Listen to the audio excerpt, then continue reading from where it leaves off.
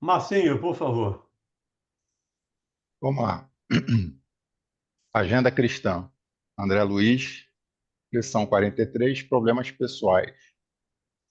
A fé viva não é patrimônio transferível, é conquista pessoal. A felicidade legítima não é mercadoria que se empresta, é realização íntima. A graça do céu não desce a esmo, tem que ser merecida. A melhor caridade não é a que se faz por substitutos, cabe-nos executá-la por nós mesmos. A fortaleza moral não é produto de rogos alheios, provém do nosso esforço de resistência para o bem. A esperança fiel não nos fixa no coração, através de simples contágio.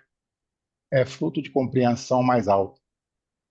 O verdadeiro amor não nasce das sombras do desejo, é fonte cristalina, inexorável do Espírito eterno.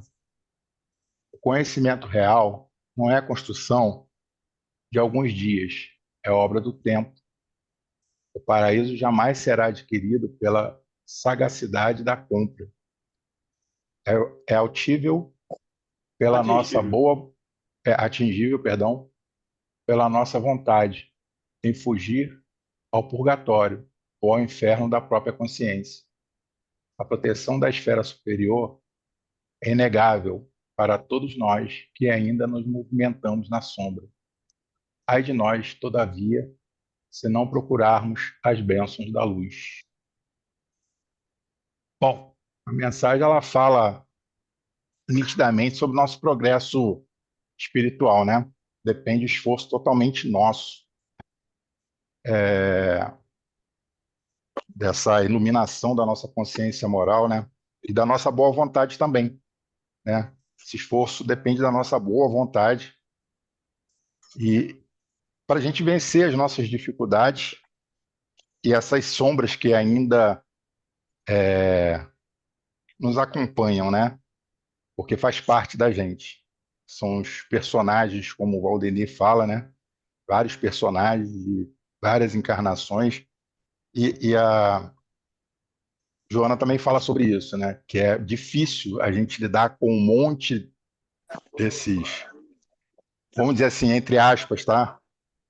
Um monte desses eus dentro da gente e a gente organizar todos esses sentimentos, né?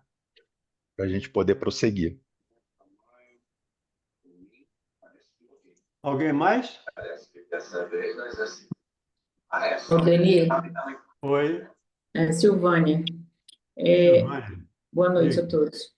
Eu uma vez escutei, eu não sei exatamente onde foi, mas eu não sei se foi em algum programa da rádio, eu escutei.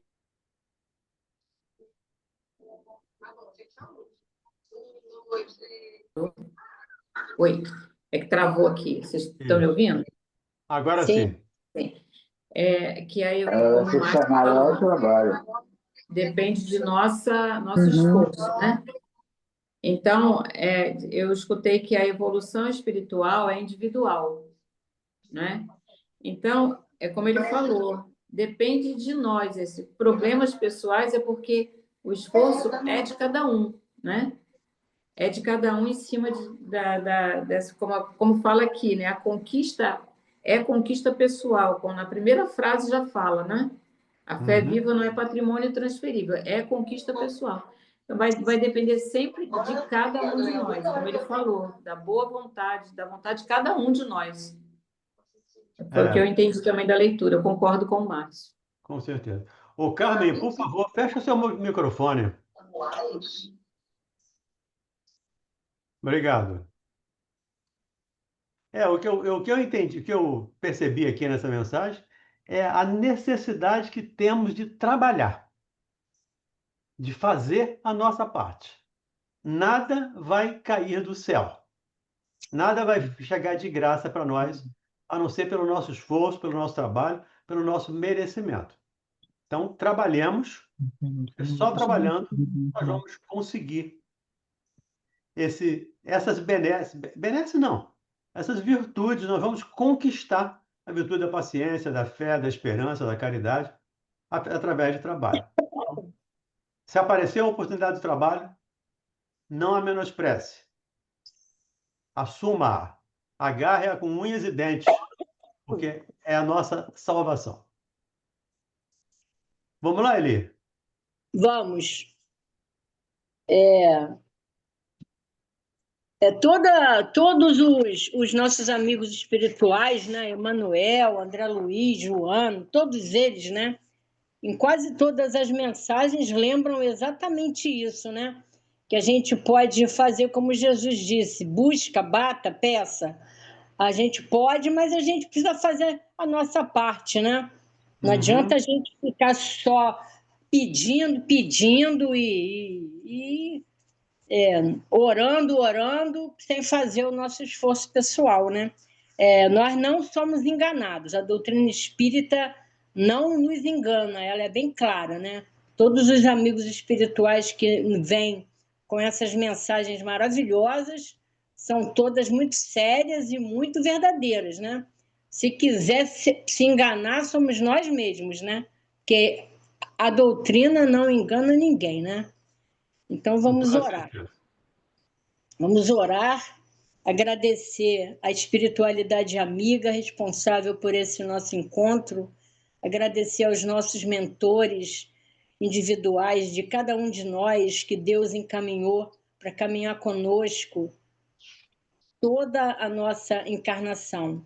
Esses amigos queridos que se doam por amor, que se doam por afeto a cada um de nós, que andam conosco de mãos dadas, nos direcionando os caminhos, nos educando as atitudes, nos educando as palavras, enfim. Agradecer a esses amigos queridos.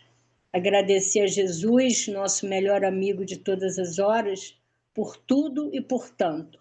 Por essa doutrina iluminada que nos esclarece, nos elucida e não nos engana. É clara, lúcida, de bom senso, realmente. Muito obrigada, Jesus, por ter nos apresentado essa doutrina querida. Agradecer a Deus, nosso Pai de infinito amor e bondade, por todos os momentos em nossas vidas. Pedimos, Senhor, que possa enviar uma legião de amigos benfeitores para os países em conflitos, onde sabemos, Senhor, que tem irmãos nossos passando por desafios imensos, que todos possam ser acarinhados, Senhor, e ter certeza de que dias melhores virão. Fica conosco, Senhor, e nos permita caminhar contigo. Graças a Deus, e que assim seja. Graças a Deus. Antes de começar o estudo da noite, eu vou pedir licença a vocês para voltar lá no Livro dos Espíritos. Para ser mais exato, na questão 10. E tem muito a ver com o nosso estudo da noite de hoje e doravante do nosso estudo da Gênese, do Céu e Inferno, das obras de Kardec de uma maneira geral. Mas como o Livro dos Espíritos é a base do nosso estudo, eu resolvi pegar a questão número 10 para relembrar. Pergunta a Kardec: o homem pode compreender a natureza íntima de Deus? Não. É um sentido que lhe falta. Falta-lhe, para isso, um sentido. Nós temos 5 sentidos, que são suficientes para o nosso nível de evolução, onde nós estamos, mas, com certeza, são insuficientes para entendermos Deus.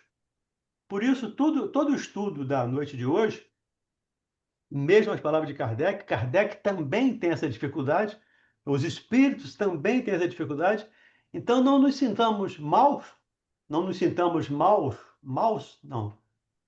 né? Não nos sintamos mal por não compreendermos plenamente Deus. Ainda temos muito que caminhar para entender os mistérios de Deus. Nós somos espíritos imperfeitos, espíritos limitados, e espíritos limitados não têm como entender o ilimitado. Para nós, tudo é mensurável para nós aqui encarnados. Tudo é mensurável. Eu tenho 1,70 m, peso 60 quilos, meu carro anda 100 km por hora, o dia tem 24 horas, tudo para nós é medido.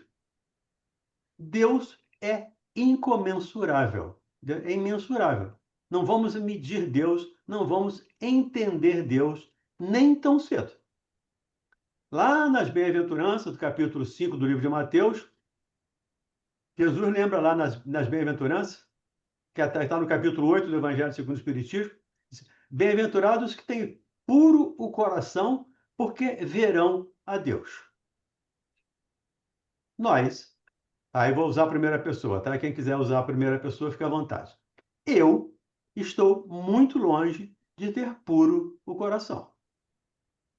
Lembrando lá o Evangelho segundo o Espiritismo, capítulo 11, item 8. A mensagem de Lázaro, quando ele fala a lei do amor. No princípio, o homem só tem instintos. Quanto mais avançado e corrompido, tem sensações. Eu me considero nessa situação, nesse estágio de avançado e corrompido. Tem sensações.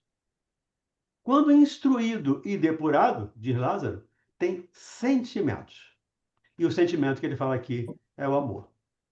Então, não nos sintamos mal por não amarmos, por não sermos plenos, porque não temos ainda,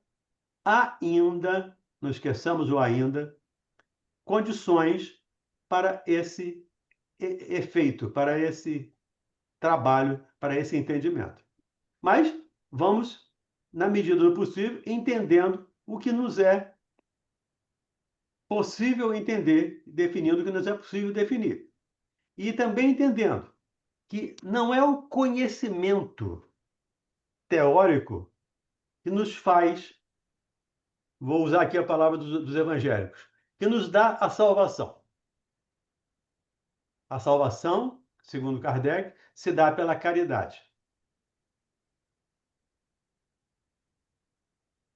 E a caridade pode ser feita por todos. Pelo sábio ou pelo ignorante. Pelo civilizado ou pelo selvagem. Todos podem fazer caridade. Então, todos estão sujeitos à salvação, me permita aqui essa expressão aqui dos evangélicos.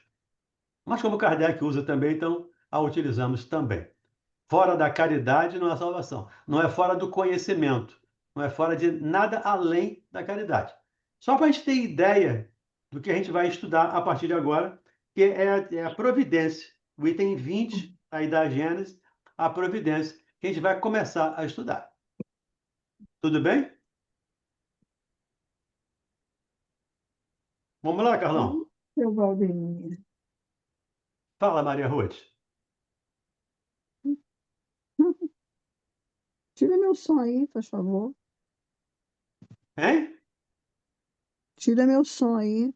Eu não estou Margarete, conseguindo. por favor, tira o som da Maria Ruth. Ah, já tirou. Obrigado. Vamos lá, Carlão. Vamos. Boa noite, pessoal. A providência. A providência é a solicitude de Deus para com as suas criaturas. Ele está em toda parte, tudo vê, a tudo preside, mesmo as coisas mais mínimas. É nisto que consiste a ação providencial. Estão entendendo? A providência é a solicitude de Deus para com todos nós. E não é com nós humanos, com nós criaturas. Todas as criaturas de Deus são objeto de, vou botar aspas nas palavras, tá? De preocupação de Deus, de observação de Deus. Todas as criaturas têm essa observação de Deus. E é nisso que consiste a ação providencial dele. Continuemos.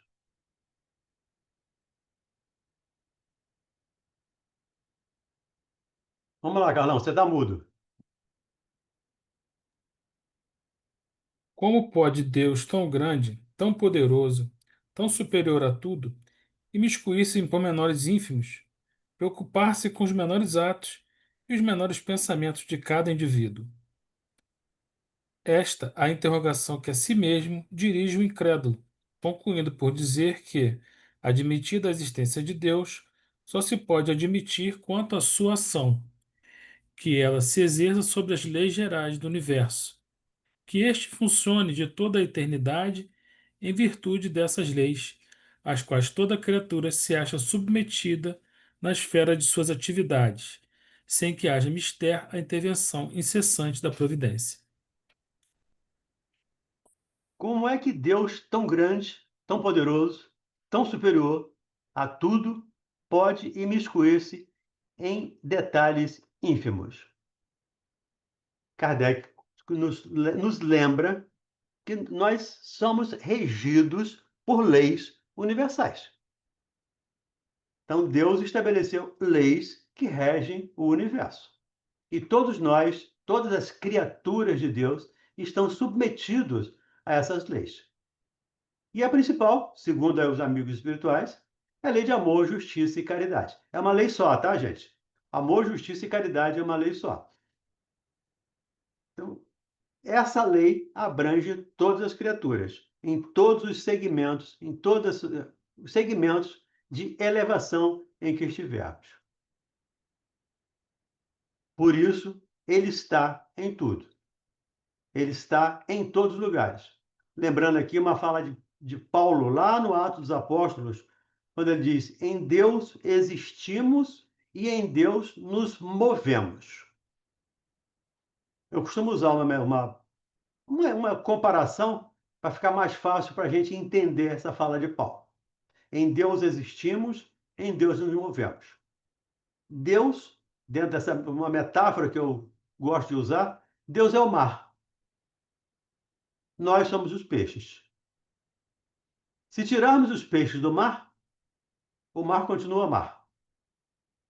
Se tirarmos o mar dos peixes, os peixes deixam de existir. Então, nós somos os peixes no oceano. Deus é esse oceano. Sustenta o universo através da lei de amor, através do seu pensamento. Por isso ele está em todas as coisas. E por isso ele preside todas as coisas. Muita gente acha que ele criou as leis e depois abandonou tudo.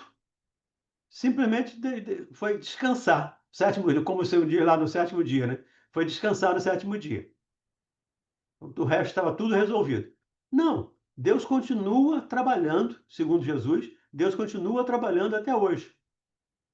Então, o Pai trabalha sempre, diz ele. E eu também trabalho, disse Jesus. Continuemos, Carlão. Vamos, 21. No estado de inferioridade em que ainda se encontram, só muito dificilmente podem os homens compreender que Deus seja infinito, vendo-se limitados. Essa aí é a questão que comecei falando.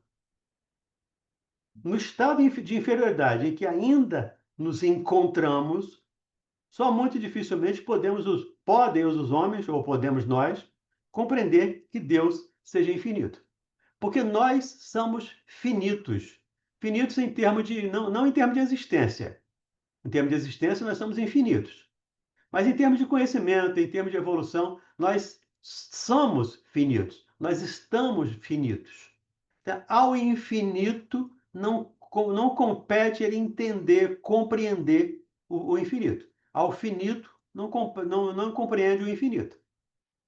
Então, essa é a situação. Então, nós temos essa dificuldade, porque, como eu disse anteriormente, nós mensuramos tudo. E Deus é imensurável. Continuemos? Vendo-se limitados e circunscritos, eles o imaginam também circunscrito e limitado. Imaginando-o circunscrito, figuram-no quais eles são, a imagem e semelhança deles. Nós fizemos um Deus antropomórfico. Né? Nós criamos um Deus à nossa imagem e semelhança. Tanto é que a gente sempre imaginou, ou sempre nos foi passado, nos foi mostrado, que Deus Era um velho, barbudo, com barba branca, com um cajado, uma túnica, que está lá em cima, olhando a gente e nos castigando por erros que cometemos. Lembrando aqui uma fala de uma criança de 7 anos, que falou para a mãe e a mãe falou para mim. Deus é esse cara que está lá em cima, mandando a gente descer para reencarnar, para viver de novo. Isso é uma criança de 7 anos, sem nenhum tipo de religião, tá? Não é católica, não é evangélica, não tem absolutamente nada. Nunca foi à igreja. Mas que Deus está lá em cima, mandando a gente descer para cumprir nossas obrigações. É exatamente isso. Deus é infinito nesse comando. Os quadros em que o vemos com traços humanos não contribuem pouco para entreter esse erro no espírito das massas, que nele adoram mais a forma que o pensamento. Para a maioria, é ele um soberano poderoso, sentado num trono inacessível e perdido na imensidade dos céus. Tendo restritas suas faculdades e percepções, não compreendem que Deus possa e se digne de intervir diretamente nas pequenas coisas. Pois é, eles não compreendem que Deus possa intervir diretamente nas pequenas coisas. E os amigos espirituais nos dizem que tudo que eles fazem é cumprir a vontade de Deus. Então, quando eu faço uma prece e alguém vem me socorrer, ele vem em nome de Deus. Nada acontece no universo sem a permissão de Deus. E não confundamos aqui permissão com vontade. Muita gente fala em vontade de Deus. A vontade de Deus, não. Deus não tem vontade que façamos guerra. Não tem vontade que matemos, que criemos dificuldade. Ele nos permite fazer isso em função do nosso livre-arbítrio. Mas, com certeza, teremos que responder a cada ato nosso, segundo Paulo escrevendo lá aos Gálatas. Então, Paulo e outros autores sacros também têm esse entendimento. Plantemos o que quisermos, mas a colheita é a nossa obrigação. Teremos que colher aquilo que plantarmos. Por isso a gente tem esse cuidado. Não é só o conhecimento intelectual ajuda, mas não é suficiente, não é bastante. Então, o que basta, o que nos bastará é a caridade. O que nos bastará é a prática do bem. E o ignorante ou um sábio podem ser salvos se tiverem caridade. Vamos lá, Carlão. 22. Impotente para compreender a essência mesmo da divindade, o homem não pode fazer dela mais do que uma ideia aproximativa, mediante comparações necessariamente muito imperfeitas, mas que ao menos servem para lhe mostrar a possibilidade daquilo que à primeira vista lhe parece impossível. Nós só podemos descrever, nós só podemos falar daquilo que conhecemos, principalmente descrever. E aí eu me permito um exemplo pessoal. Eu sou do interior do interior. Lá interior mesmo, onde não tinha água encanada, a água era de poço, onde não tinha luz, não tinha eletricidade, onde não tinha absolutamente nada. E um dia, por volta dos 7 anos, 7, 8 anos, eu saí desse interiorzão, e fui uma cidadezinha. E na cidadezinha tinha água encanada. E aquilo foi uma grande novidade para mim, porque abria uma torneira e a água saía. E para explicar em casa, quando eu cheguei, explicar meus pais, meus irmãos, explicar aquilo que eles não conheciam também. Quais palavras eu tinha que usar? A torneira era aquela de metal, bem antiga, claro, bem antiga, né?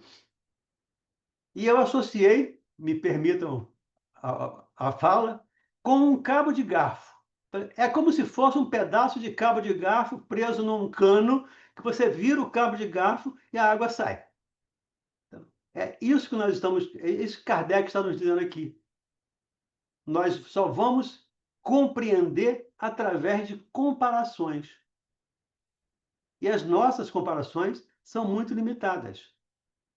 Não temos condições de compreender plenamente. Por isso, criamos esse Deus à nossa imagem e semelhança. E por isso que o André Luiz, o André e os autores espirituais, nos dizem, em inúmeras situações, deixo de traduzir ou deixo de transcrever por não existir no vocabulário terreno, terráqueo, similitudes, palavras que possam, ou alguma coisa que possa descrever. Imagine lá no livro Obreiros da Vida Eterna, a apresentação lá do Asclépios. Asclépios não tem mais corpo. Como se explica isso para alguém, principalmente que não seja espírita? Asclépios se apresenta só com o busto. É assim mesmo, dentro de uma redoma, dentro de um espaço criado, mantido materialmente para que ele pudesse se manifestar. Então, nós não temos comparações, no nosso nível evolutivo, não temos comparações para entender, para descrever essa divindade que está muito além da nossa capacidade de imaginação, mas de entendimento, de imaginação. Pela imaginação eu posso imaginar qualquer coisa, mas até a imaginação eu tenho limites, porque eu não posso imaginar como é Deus, como é o Espírito. A gente faz algumas comparações. É uma chama, é um sopro, é uma inteligência, é um princípio inteligente, mas tudo são comparações. Ainda longe estamos desse entendimento pleno. Continuemos? Vamos lá. Suponhamos um fluido bastante sutil para penetrar todos os corpos. Sendo ininteligente, esse fluido atua mecanicamente por meio tão só das forças materiais. Se, porém, o supusermos dotado de inteligência, de faculdades perceptivas e sensitivas, ele já não atuará às cegas, mas com discernimento, vontade e liberdade. Verá, ouvirá e sentirá. É interessante essa comparação. De novo, é uma comparação que Kardec faz. Suponhamos um fluido bastante sutil para penetrar todos os corpos. Dentro do nosso entendimento, pela nossa percepção, não tão entendimento, mas da nossa percepção, nós sabemos que os espíritos não são obstaculizados pela matéria.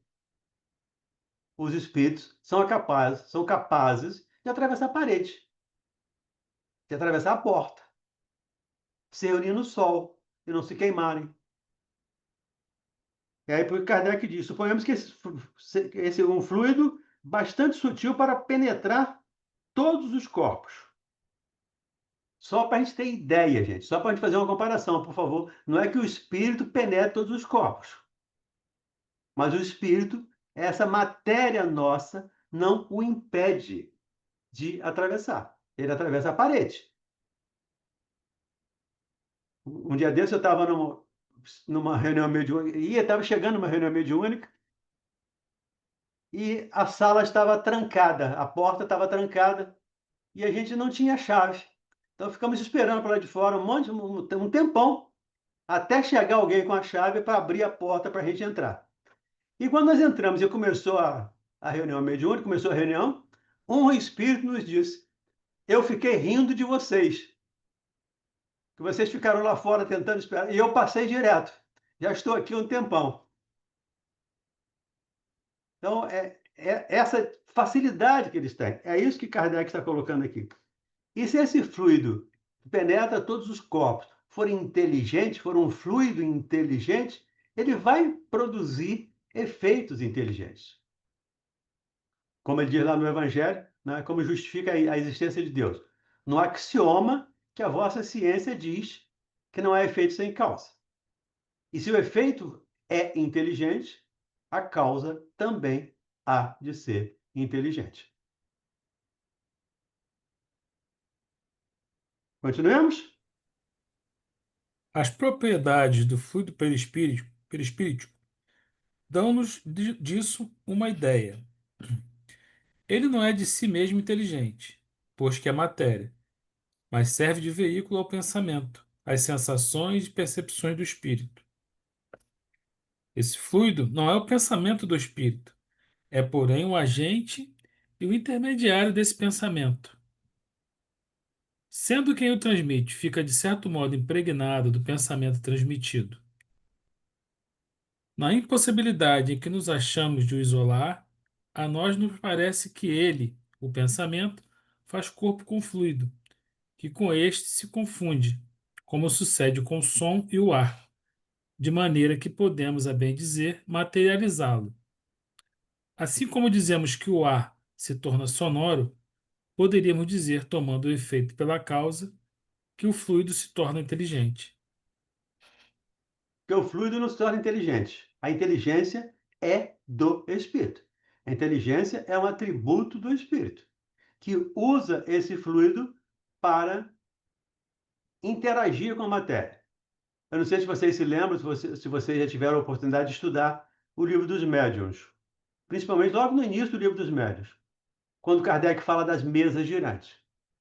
E ele fala que as mesas são envolvidas por um fluido do médium e do espírito, uma combinação desses fluidos, do médium e do espírito, e os espíritos dão uma espécie de vida factícia a esse fluido que envolve a mesa ou que envolve os objetos, e que a partir daí eles atendem ou seguem a orientação do pensamento do espírito. Então, pensamento é uma coisa, fluido é outra, espírito é outra. O pensamento é a inteligência, o pensamento é um atributo do espírito, mas não é o próprio espírito.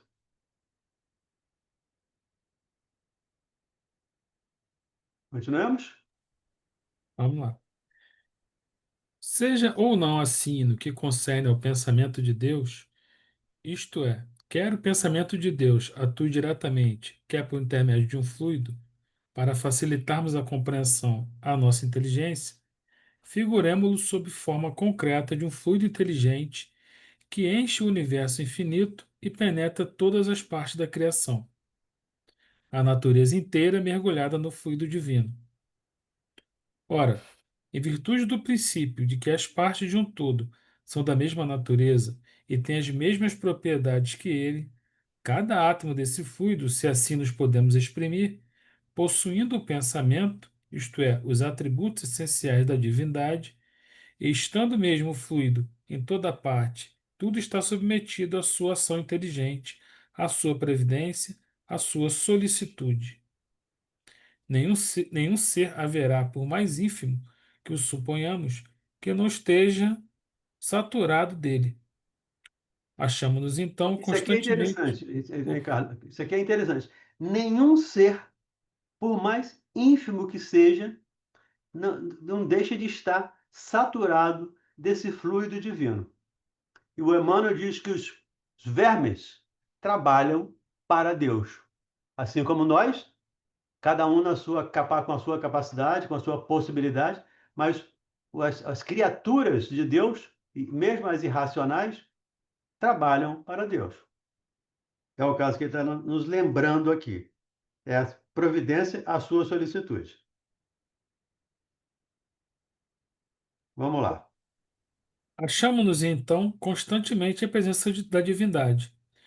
Nenhuma das nossas ações lhe podemos subtrair ao olhar.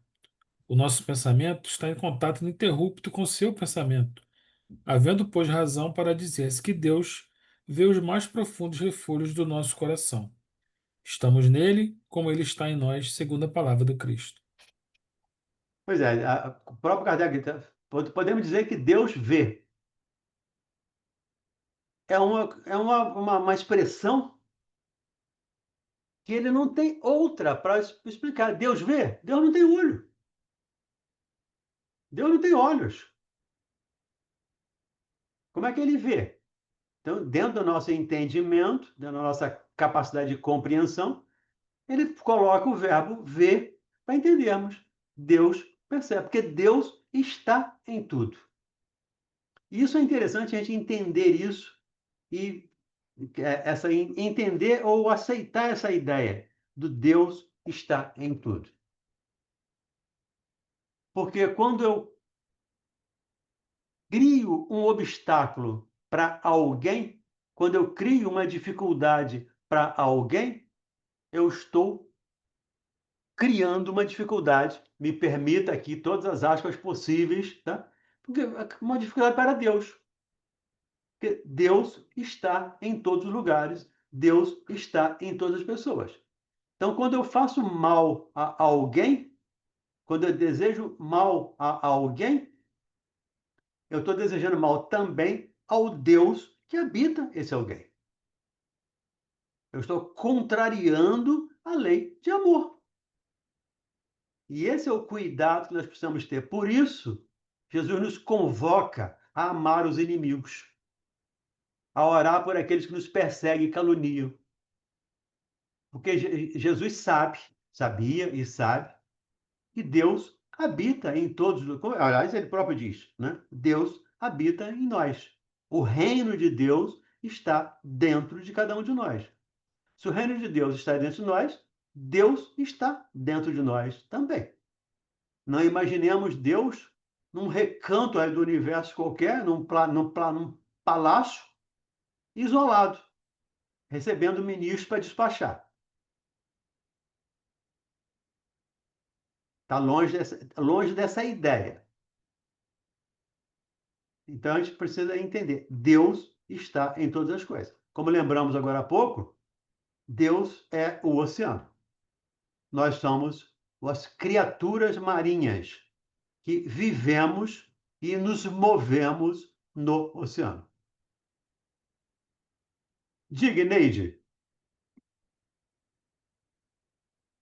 Neide Siqueira.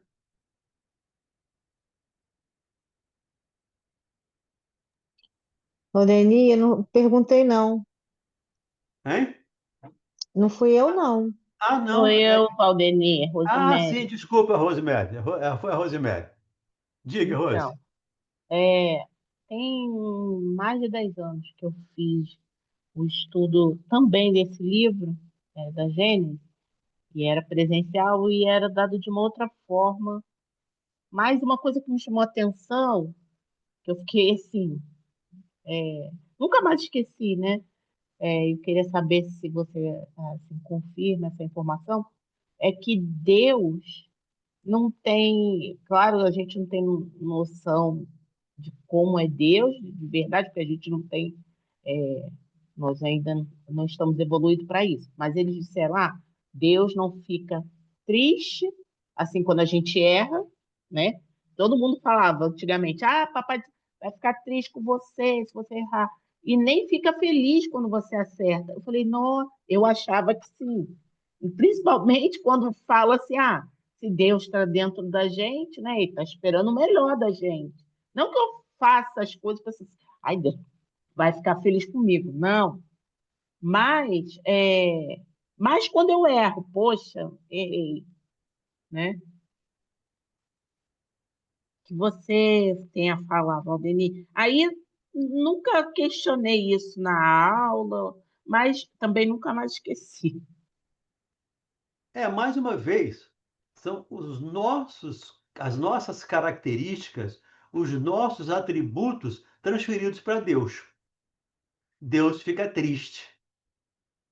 Imaginemos Deus triste. Alguém pode imaginar um Deus triste? Criador do universo triste? Deus fica alegre. Deus não fica alegre, Deus não fica triste.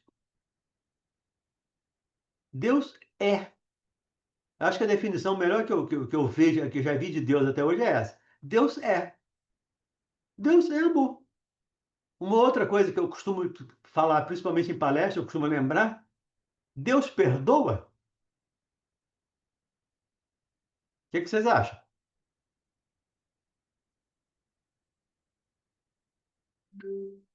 Não, Deus não perdoa. É isso que eu ia falar. Acho que, assim, desse entendimento, vou pensar que ele nem olha assim, você está errando ou está acertando, né? Não tem o que perdoar, porque ele está muito acima disso. Assim que Porque eu penso. por que nós temos que perdoar, nós em espíritos inferiores, em espíritos imperfeitos? Por que temos que perdoar? Para que a gente melhore, evolua, né? Não, Acho que mas isso é uma por coisa do quê? coração. O que me leva a perdoar? Porque a gente ainda se sente ofendido, Valdemir. Exatamente. Eu ainda me É, sinto ofendido. Eu ainda me ofendo. é. Vocês acham que Deus se ofende comigo por eu errar? Por eu fazer bobagem? Por mais grave que seja a minha falta. Mesmo que eu seja um Hitler da vida. Deus vai ficar triste, magoado, aborrecido com Hitler? Não. Deus vai amá-lo tanto quanto ama a qualquer outra criatura sua. Então, Deus não perdoa porque ele não se ofende. É mais um atributo humano que nós transferimos para Deus. É mais uma característica humana que nós colocamos em Deus. Eu sei que é difícil para a gente entender, mas Deus, como diz a questão número 1, lá do Livro dos Espíritos, é uma inteligência. Uma inteligência suprema que criou e mantém esse universo. O universo é mantido através do pensamento de Deus. Do pensamento, do fluido, do halo, sei lá. O universo é criado por ele. Então, por que um ser com todo esse poder, com toda essa capacidade, vai se aborrecer com um espírito inferior, com dificuldades, porque errou, porque cometeu equívoco? Mesmo que eu mate uma dúzia de pessoas, mesmo que eu mate 1 milhão de pessoas, Deus vai me dar oportunidade de renovar, de refazer, de recomeçar, quantas vezes for necessário, até que eu entenda esse processo. Mas ele não vai ficar triste nem alegre comigo. Ele sabe, porque ele é onisciente, ele sabe tudo a meu respeito. Ele sabe o que eu vou fazer amanhã ou depois. Porque ele conhece, ele me deu livre-arbítrio, então ele sabe o que eu vou usar, ele sabe quando eu vou usar e como eu vou usar esse livre-arbítrio que ele nos concedeu, que ele me concedeu e concedeu a cada um de nós. Diga, Mirabelle. Bom, boa noite a todos. Valdemir, lá na oração Pai Nosso, que o nosso irmão Jesus nos ensinou, ele tem aquela parte que diz que ele nos ensina a orar. Quando ele fala, né? Quando nós não pudermos orar por nossas próprias palavras, a gente usa esse recurso que vai ser atendido. Aí ele ensina numa determinada parte o seguinte: perdoai as nossas ofensas, assim como nós perdoamos aqueles que nos ofendem. Bom, eu entendendo literalmente, eu estou perdoando aquele que me ofendeu. Mas agora me passa pela cabeça que aquele que me ofende sou eu mesmo também, tá? Agora me passou isso pela cabeça. Muito bem. A pergunta é: Jesus, conhecedor das nossas problemáticas, e ele sabendo que Deus não perdoa, nem critica, nem sendo juiz daquela forma bruta como Moisés colocava, será que existe uma interpretação que talvez eu não tenha entendido muito bem a interpretação espírita dessa parte, que fale melhor sobre esse ponto de vista que você colocou, que é uma coisa bem agradável de ouvir, que Deus não é a imagem e semelhança do homem, é ao contrário, nós somos a imagem e semelhança de Deus. O que eu gostaria de saber é por que ele nos ensina para que nós peçamos que ele, o Pai dele, nos perdoe, assim como nós perdoamos os nossos ofensores. É essa incongruência que me veio agora. Uhum. Bem, para começar, pedir perdão é um ato de humildade. Então, é uma maneira de eu exercitar ou de eu aprender a humildade. E depois, precisamos entender que nós somos crianças espirituais. No meu caso, quem tem filho, quem tem netos, mas especialmente filhos. Quando os filhos são pequenos, nós contamos um monte de historinhas para eles. Criamos ficção para que eles possam entender determinados assuntos. Por isso, Deus contava para nós, Jesus contava para nós historinhas, parábolas. Porque nós, crianças espirituais, como diz Lázaro lá no Evangelho, né? No princípio o homem só tem instintos, e nós ainda estamos muito instintivo ainda. Então, Deus falou, o Jesus falou o que poderíamos entender. E quando Nicodemos vai lá conversar com ele, né? E fala da reencarnação, ele fala da reencarnação, e ele diz, mas como é que eu vou entrar no ventre da mãe de novo? E Jesus diz, mas você é doutor da lei e não entende isso? Se eu falo das coisas da terra, você não entende? Imagina se eu falar das coisas do céu. Imagina Jesus falando para nós coisas do céu. O pai não perdoa. O que é que ia nos estimular? A não perdoar também. Certo. Uhum. A seguir esse exemplo. Então, mais à frente, vocês vão entender um pouco mais. E aí vamos entender lá o Evangelho de João. Se me amais, pedirei ao Pai que vos mandará outro Consolador prometido, que vai esclarecer tudo que eu não pude esclarecer, que vai ficar convosco eternamente, que vai vos auxiliar, vos esclarecer, vos ajudar. Esse é o ensinamento. Então, nós não temos... Nas preces do Evangelho, nessa parte, eu sinceramente não consigo tê-la completamente incorporada a mim. Não consigo, eu tenho que ler várias vezes para eu me incorporar. Mas você vê essa lucidez um pouco maior do que essa, entre aspas, historinha que você coloca que Jesus resolveu nos ensinar porque éramos nosso nível de consciência, era de nosso nível de consciência, ou você acha que mudou muito pouco, pela sua percepção? Não, mudou muito. Muito? Está aí o Consolador prometido nos esclarecendo tudo que ele não pôde esclarecer. É claro que está esclarecendo tudo? Ainda não. Ah, sim. Era isso que eu queria saber. A doutrina é dinâmica. Sim. Com certeza, muitos outros conhecimentos virão que nós ainda não temos condições de entendê-lo hoje. Olha, em respeito à sua idade, a sua idade não, mas suas experiências, você teria alguma... Me desculpa eu pedir isso a você, mas você teria alguma projeção de alguma frase mais adaptada a consciências não tão pequenininhas assim, que já cresceram um pouquinho a mais, sem ser voltada para... Eu sei que você é só o Valdeni, que você não é Kardec, que você não é o espírito de verdade, mas você poderia elaborar uma forma de se falar sobre perdão? Por exemplo, eu penso que o perdão poderia ser ensinado assim: perdoe-se, perdoe e analisa o que te levou a errar. Perdoa-se a si mesmo. Aprenda a se amar, porque estaria amando o próximo e a Deus, sobre todas as coisas. Seria alguma coisa assim, Valdeni, sempre te colocar nessa saia justa? Eu acho que seria tudo da doutrina espírita. Ah, sim. Seria a doutrina como esse divisor de águas para a gente. É. Porque nós estamos estudando aqui à luz da doutrina espírita. Sim. Então, todo conhecimento nosso, a partir da doutrina espírita, a partir de 857, tem um novo patamar.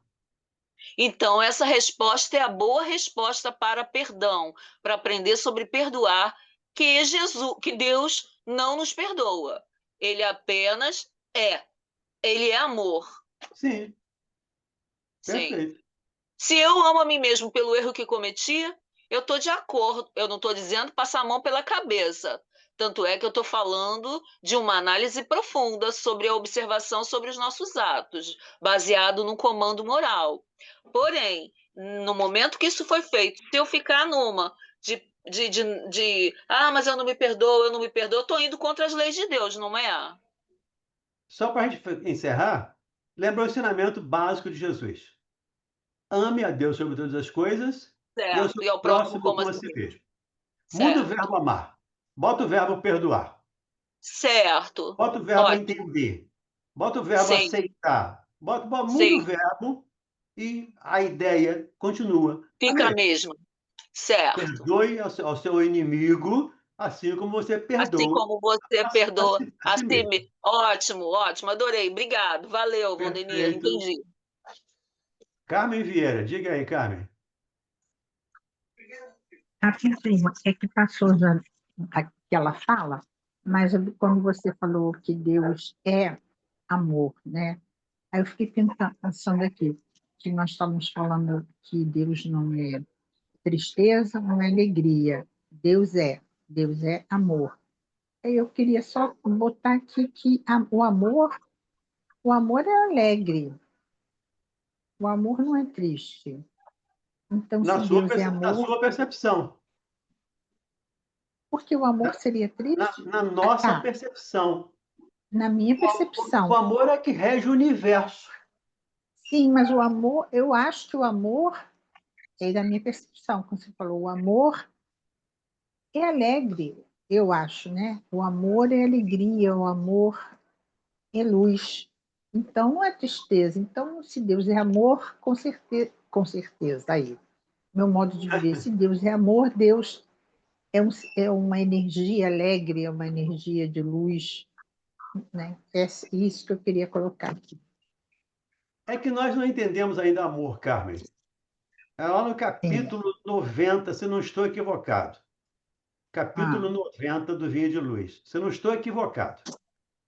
Tem uma hum, mensagem do Emmanuel que diz lá: conhecem, falando do amor, conhecem o homem alguns raios de amor, alguns raios do amor que não passam de réstias fugidias a luzirem sob as muralhas do nosso egoísmo. Então, nós ainda estamos longe de entender o que seja amor. Como diz Lázaro entendi. também lá no Evangelho. No princípio só tem instintos. Quando mais avançado e corrompido, tem sensações. Quando puro e instruído, tem sentimento, tem amor. Quando puro e instruído. Eu creio, Carmen, e aí é a opinião do Valdenir, que nem tão cedo estaremos puros e instruídos no planeta Terra. Sim, Por isso, ainda não sabemos o que é amor. A gente faz, para mim, amor é como um mosaico. Você pega vários sentimentos ou várias emoções e vai colocando num quadro. Respeito, entendimento, amor, caridade, perdão, várias coisas. Até você fechar esse quadro, aí esse quadro se chama amor, com todas as virtudes incluídas. O amor é a essência de todas as virtudes que nós podemos adquirir, hoje sim. ou no futuro. Então, o amor não é Obrigada. alegre, não é triste. O amor é só amor. Ele é o amor. Tá bom, obrigado. Obrigada. Nada. Carlão, eu nem sei onde nós paramos. Já me Ah, perdi aqui na estamos sequência. quase fechando o item 24. Fecha? Estamos fechando? Isso. Para entender,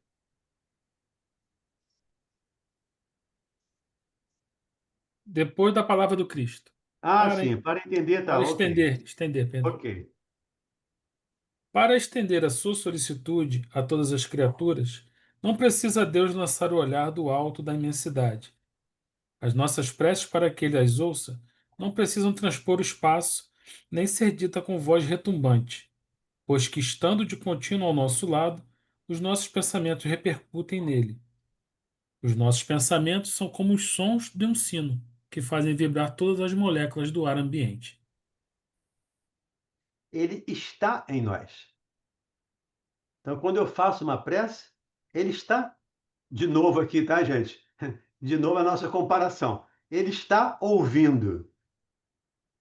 Ah, mas Deus não tem ouvido. Mas, de qualquer maneira, é o que nós entendemos. Então, quando eu faço uma prece, estando ele em mim, ele está ouvindo a minha prece. Eu faço uma prece pedindo ao Bezerra para me auxiliar. Ele está em mim e está no Bezerra. Então, ele sabe, por isso, ele sabe todas as coisas. Porque ele está em todos os lugares. Ele inunda o universo, ou os universos, se quisermos colocar os universos paralelos, como alguns dizem. Então, ele é, com certeza, ele é. Gente, são 58. Vamos parar aqui, Margarete? Tá? Parar aqui no item 25, né, Carlão? 25, 6 Vamos do começar o 10. 25. Assim que encerrar, depois da prece, eu vou botar o link lá de novo, tá? Sim, perfeito.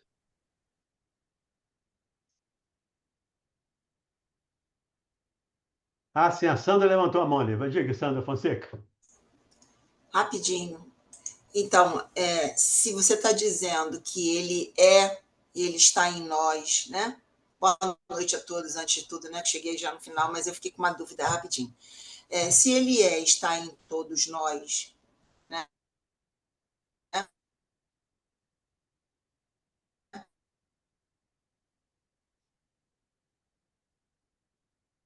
Congelou a Sandra.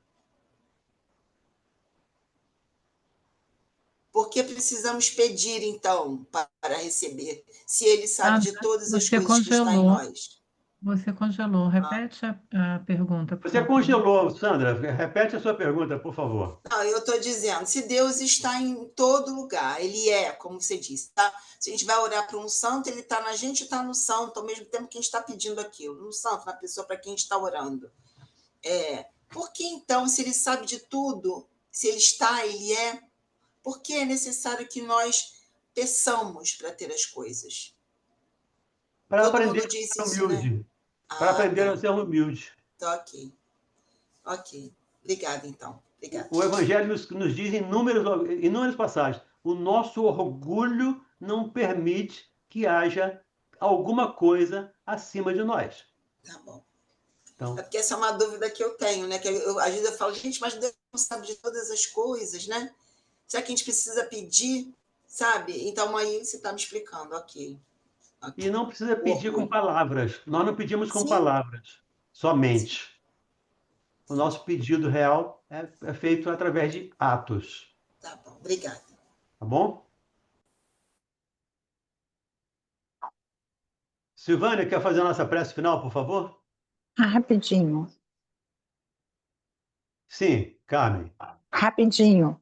Por favor. Você falou que a gente não pede com palavras apenas, a gente também pede com atos. Eu queria entender como é agir pedindo. Como é que é pedir agindo? Você pode me esclarecer? Quando você ajuda alguém, você está, de certa maneira, e por favor aqui com as aspas, pedindo ajuda. Porque quando você ajuda alguém, você está ajudando também o seu anjo da guarda, por exemplo. E o anjo da guarda desse alguém que você ajudou vai te ajudar. Vai. Entendi. Então, o nosso ato é caridade. É o Kardec diz lá, fora da caridade não há salvação. Então, com a minha caridade, eu estou entrando em contato com Deus, eu estou conversando com Deus, eu estou pedindo a Deus ajuda. Claro que quando eu faço sem a intenção de, eu faço sem esperar a Eu recompensa. fiquei até emocionada de escutar isso. Não sei por quê, me deu até vontade de chorar. A Entendi. Tá emoção bom, é sempre válida, então fique tranquilo. tá bom. Pode se Obrigada, emocionar à tá? Muito vontade. obrigada. O importante é que emoções eu vivi, né? Se chorei ou se É, sofri, o é importante é que isso, emoções eu vivi. isso. Tá bom, obrigada. Bom, Obrigada. Então, podemos, vamos ao... Silvânia? Podemos, Valdemir, podemos. Bom, então, vamos levar o pensamento a Deus, nosso Pai, nosso Senhor Jesus Cristo. Senhor Deus, nosso Pai, agradecemos imensamente por mais este dia que o Senhor nos concede, pela oportunidade, Senhor, que estamos tendo aqui de realizarmos mais um estudo nesta segunda-feira. Hoje estamos terminando a Gênese e vamos começar um novo daqui a pouco. Então, agradecemos imensamente por todas as oportunidades que o Senhor nos concedeu até o momento. Senhor, pedimos que o Senhor possa abençoar a todas as pessoas que não puderam entrar aqui no estudo, nossos irmãos, que recebam nossas boas vibrações, que possa abençoar a todos os seus familiares também, os familiares de todos que se encontram aqui. Pedimos o fim das guerras em nosso planeta e pedimos pela saúde de todas as pessoas que se encontram com problema, com alguma enfermidade neste momento. E a Ti, Senhor Jesus, agradecemos a companhia em todos os momentos, agradecemos por todo o Seu amor também e pedimos, Senhor, uma noite de sono abençoada. Se pudermos ser úteis em alguma tarefa que nos colocamos à disposição. E também pedimos a sua permissão para darmos por terminado o estudo desta noite, do livro A Gênese. Muito obrigada, Senhor, que assim seja, graças a Deus. Graças a Deus. Graças Bem, a nós vamos Deus. parar um pouquinho. A Margarete vai fechar essa página, vai abrir outra página lá dos mensageiros. Quem quiser participar, fique à vontade de participar com a gente. Quem não quiser, obrigado por ter participado desse. E amanhã estaremos aqui, se Deus quiser, fazendo o livro Céu e Inferno. Tá bom? Contamos aí com a ajuda de vocês. Grande Tá bom. abraço. Tchau, gente. Boa noite. Beijo. Tchau, boa Boa noite noite. a Até daqui a pouco. todos. Boa noite. Tchau. Boa Boa noite a todos.